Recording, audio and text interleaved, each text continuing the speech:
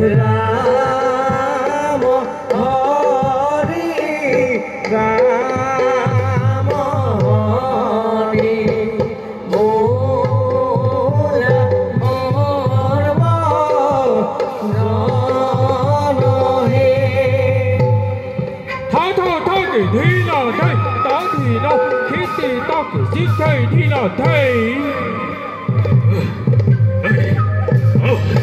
নয় নাই নাই আমার এই বিফল সাম্রাজ্য আজ যেন অলপ শান্তি নাই কিন্তু এই অশান্তির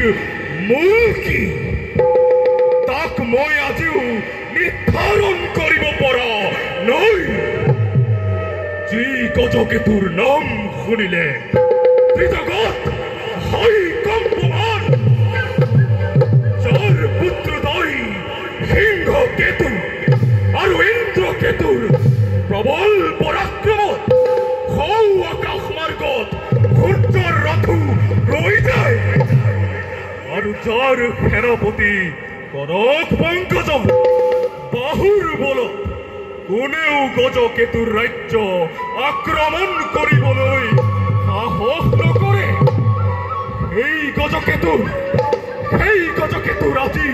সকলো থাকিও একো নাই